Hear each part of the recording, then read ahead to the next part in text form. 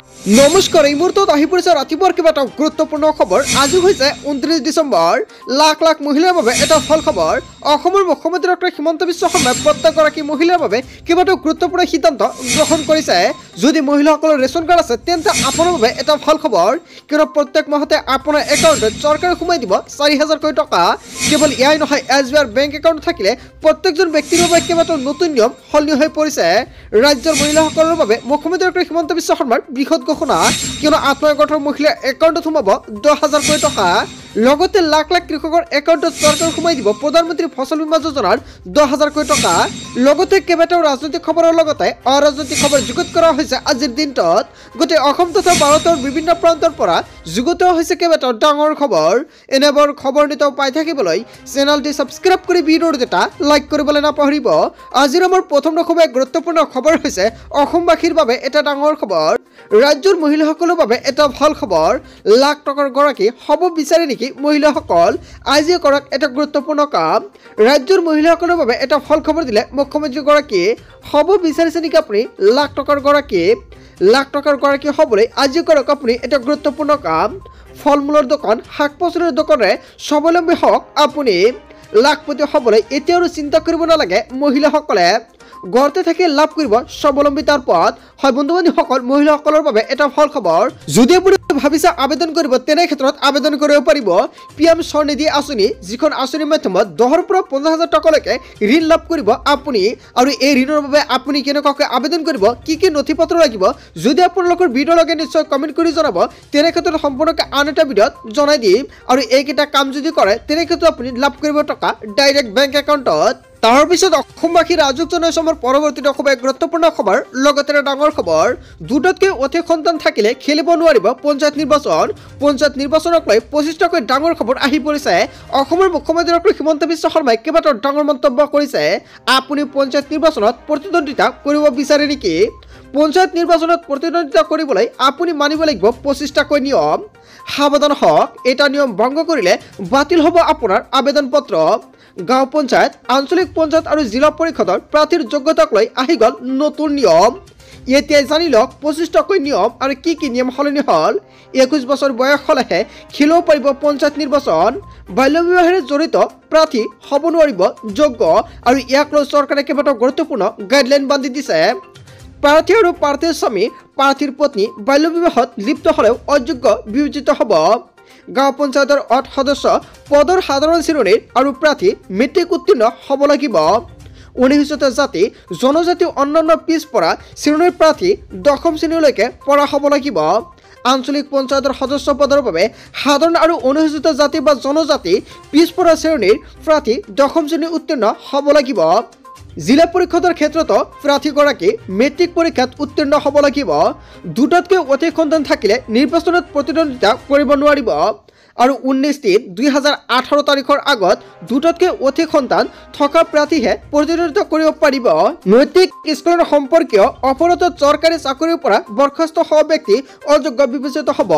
দেউলীয়া ঘোষিত হোৱা ব্যক্তিও অযোগ্য বিবেচিত হ'ব।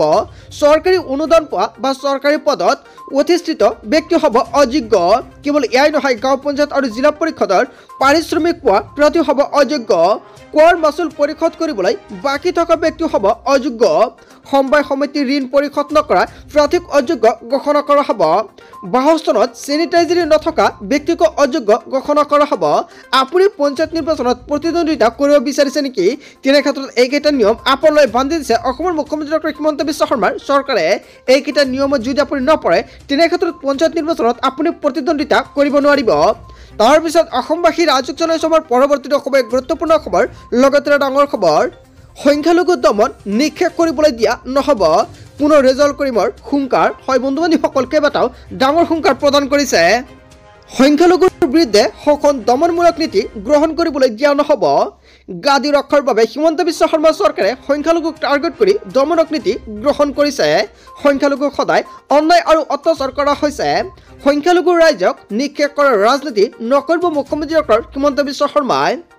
সংখ্যালঘু বিৰোধী সিদ্ধান্ত বন্ধ নকৰিলে কঠোৰ পৰিণাম ভুগিব লাগিব চৰকাৰে। পুনৰ আমছৰ সভাপতি ৰেজাউল কৰিম চৰকাৰে দায়িত্ব গ্ৰহণ কৰি হুংকাৰ প্ৰদান কৰিছে। হয় বন্ধু বান্ধৱীসকল, ৰেজাউল কৰিম চৰকাৰে যিকেইটা মন্তব্য কৰিছে জনতাই কি ক'ব? যদি জনতাৰ কিবা মন্তব্য কৰিব লগা থাকে আপোনাৰ মন্তব্যটো নিশ্চয় কমেণ্ট বক্সত জনাব। তাৰপিছত অসমবাসী ৰাজক জনাইছে আমাৰ পৰৱৰ্তী অসমে গুৰুত্বপূৰ্ণ খবৰ, লগতে ডাঙৰ খবৰ। ৰেচন কাৰ্ডে হৈছে হেক চাৰ্টিফিকেট। ৰেচন কাৰ্ড অৰুণোদয় আঁচনিৰ পৰা মাইক্ৰ' ফাইনেন্সৰ ঋণ, বিনামূলীয়া শিক্ষা আৰু চিকিৎসালয়। অসমৰ মুখ্যমন্ত্ৰী ডক্টৰ হিমন্ত বিশ্ব শৰ্মাৰ বৃহৎ ঘোষণা, লাখ লাখ মহিলাই লাভ কৰিব বহুতো সুবিধা।